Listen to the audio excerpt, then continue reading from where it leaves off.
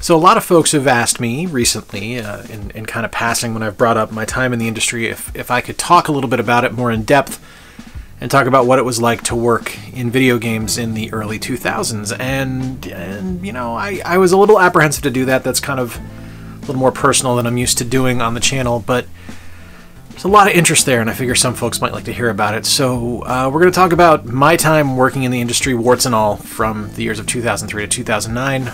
What's going on, everyone? Jay here from Square Pegs. If you're new to the channel, please be sure to give the video a thumbs up down below, and if you have not already done so, please be sure to subscribe so you can keep up to date with the 2 videos a week we are putting out. So yeah, let's talk about my time in the industry. So I started in March of 2003. It was my wife's birthday, so happy birthday to her, and let's back up a little bit from there, actually. When I was a kid, my dream was to work in the game industry. I used to get Nintendo Power, I used to buy games all the time, and it was my dream to make the next great game. I wanted to do something important, something that mattered, something that was going to be fun. I wanted to make the next Mega Man or make the next Castlevania. I wanted to do something creative. And as childhood dreams often go, as I grew up, that felt more like a pipe dream and wasn't something I was going to pursue. But in March of 2003, I was informed by a friend of mine that EA, who had a studio in Orlando, Florida, and still does, was hiring, and I figured, well, why not? Let's give it a shot. Let's toss in a resume. They're hiring for testers. That's got to be easy. And I submitted my resume. I was called in for an in-person interview, received the job, and started within about 72 hours. It was kind of a whirlwind, kind of crazy, and it was everything I wanted it to be. We were told from the start this is a 6-month gig. Don't make any plans. You know, keep your old jobs if you can. Don't give up on them, because chances are you're going back to them when this wraps up. You're not going to be staying here for very long. We don't have enough full-time positions to go around. We are not able to keep people on. So I went in with the mindset of, hey, once this is done, back to work in telemarketing for Scholastic Books, and I will keep selling Captain Underpants to grandparents that don't like me. That's a true story. That's another tale for another day.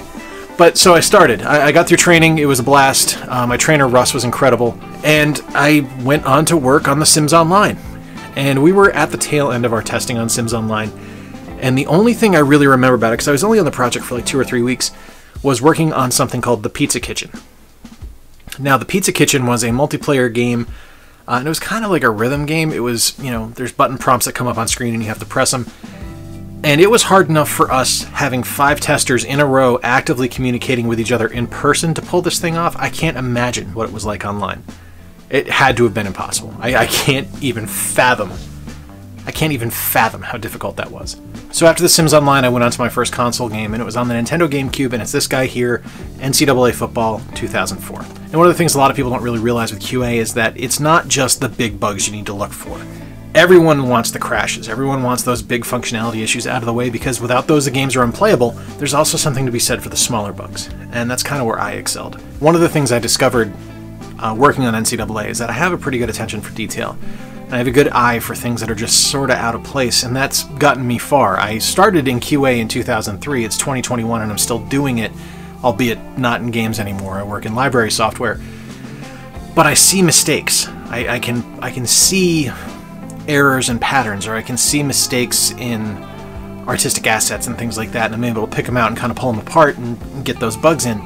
And that's what my specialty was on NCAA. One of the things I did was I was responsible for reviewing the stadium art for each school. Now, there's over 200 schools in NCAA football, and I didn't get through all of them, which is why, to this day, Connecticut is misspelled in the end zone for UConn. That one's on me.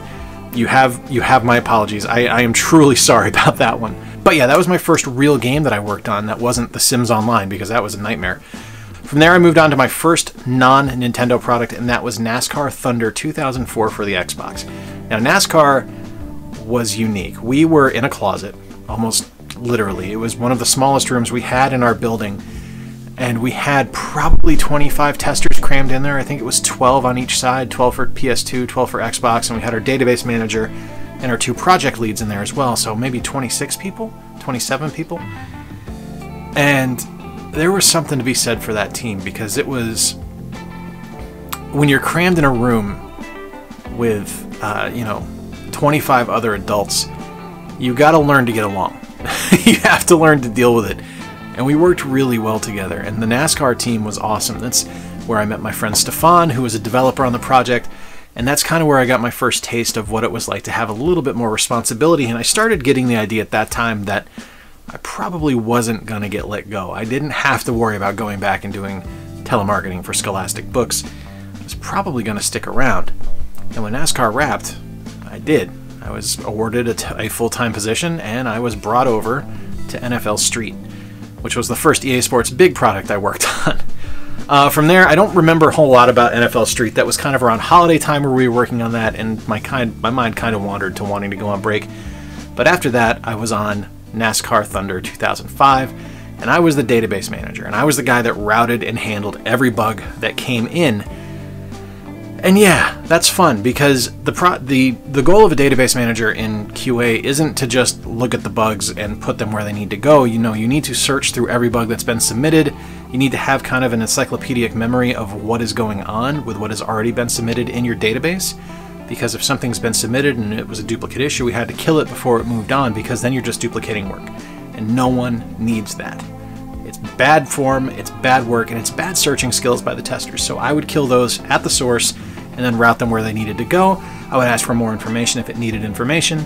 Oh boy, let's see, what else did I do?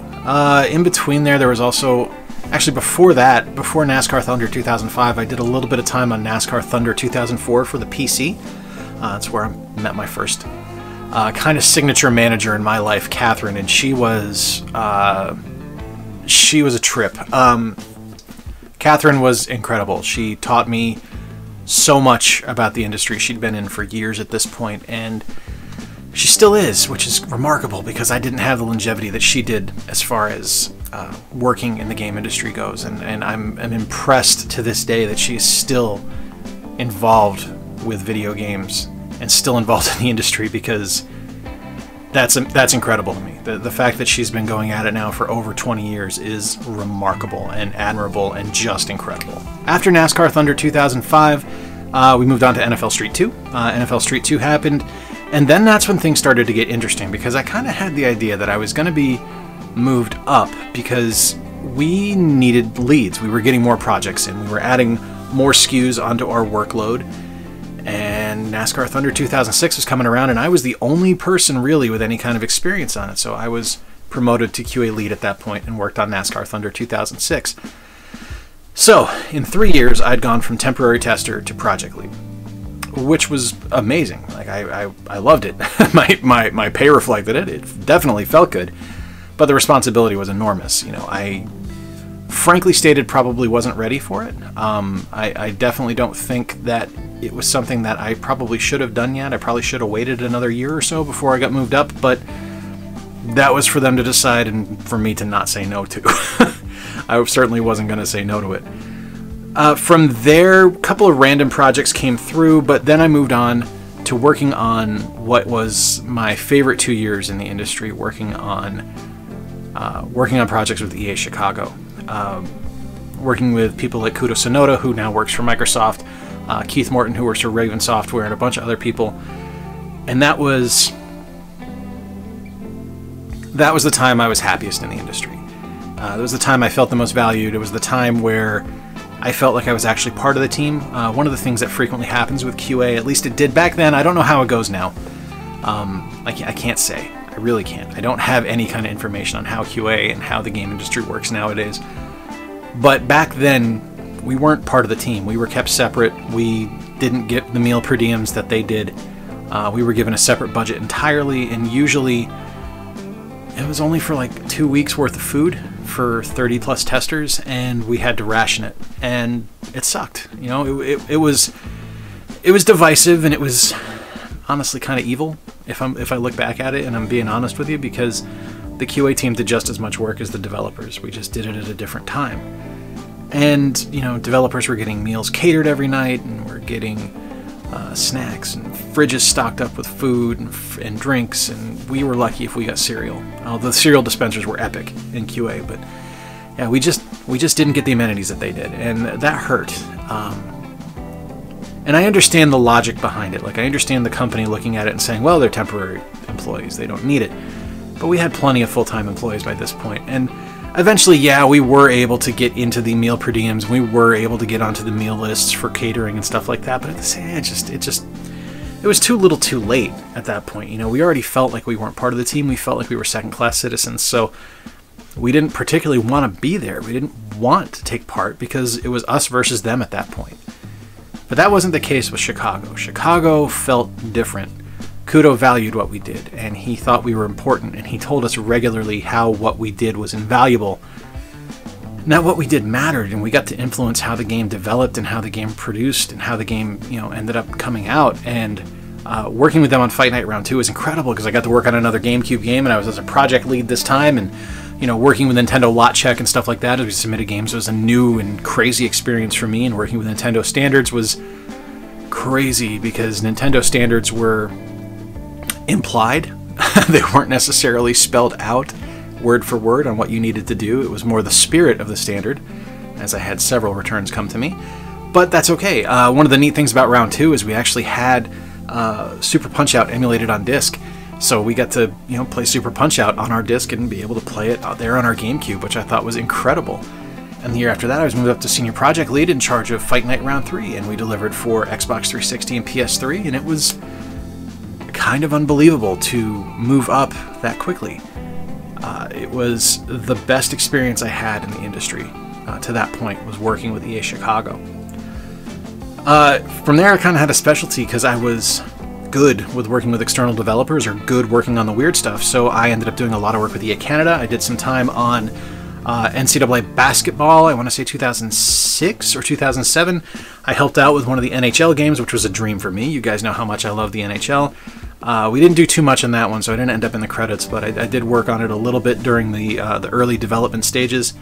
And then I picked up what was probably the most interesting title I worked on, and that's Henry Hatsworth and the Puzzling Adventure, which was a game for the DS, and it was amazing. It was equal parts match 3 puzzler and action platformer happening at the exact same time, and it was an incredible game, and it still is. Like, it's still hard as hell, and I still love it, and there's nothing better than the soundtrack in Tea Time on that game. It's perfect. I love it.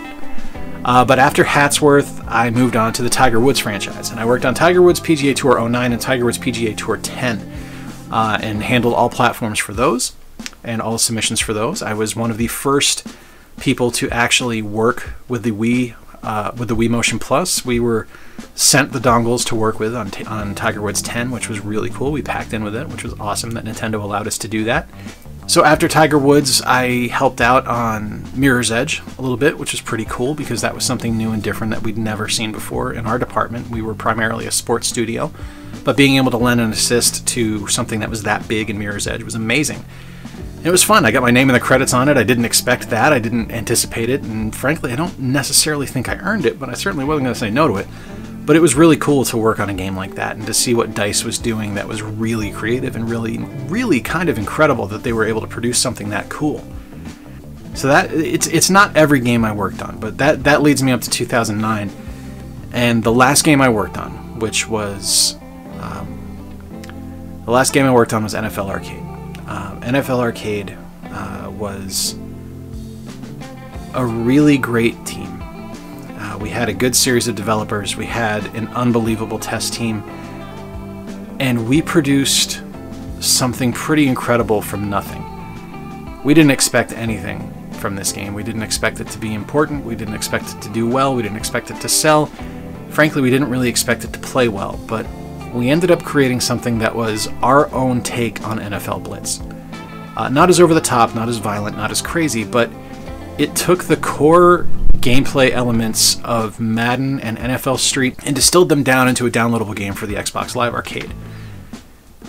And it's awesome. Like, it still plays good. Like, I play it pretty regularly on my 360 and I love it. It's so much fun to play. And I was really proud of that. And when we submitted NFL Arcade, I found out that my time in the industry was done. And I was bitter about that for a long time because I'd worked really hard and I wasn't able to see NFL Arcade through. And there was a lot of extenuating circumstances at play. We actually had let go 1,400 people worldwide. It wasn't just me. This wasn't a personal attack, but I took it personally. and I kind of lashed out at people that didn't deserve it. And I mean, I have regrets about that. Of course I do. That's not typically who I am. I'm kind of a catch as catch can and move with the wind type of guy, but when you dedicate, 7 years of your life to something, and, at this time Victor had just been born, my wife and I had just bought a house, so to lose my only source of income, and our main source of income, and our source of insurance as my son was under a year old, sucked.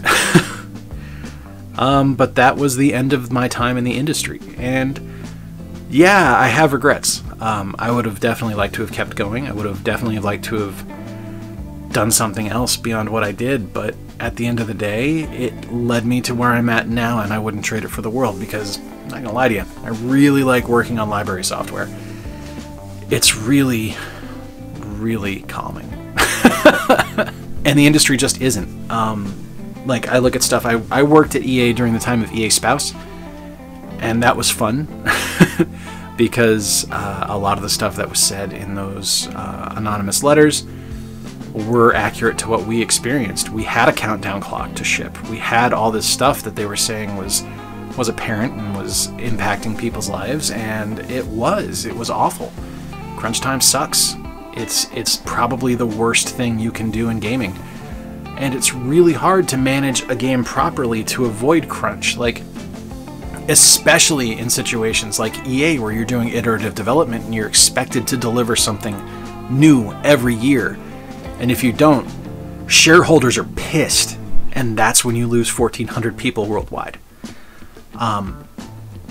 So while I'd really like to point the fingers and blame somebody and say that, it's their fault I lost my job. It's no one's fault I lost my job beyond me. If I had been a little bit more aligned with what they wanted, and I did things a little more by the book, and I paid a little bit closer attention to numbers as opposed to, kind of people managing, as actually doing like metrics checking and stuff like that, probably never would have left. But I'd have been miserable. Because by the end of my time in the industry, I didn't love it anymore. I didn't want to do anything with it. I wanted to leave. But I wasn't going to do it on my own. I needed to be kicked out. And I was. And they did me a favor, because at the end of the day, I'm significantly happier now than I ever was then.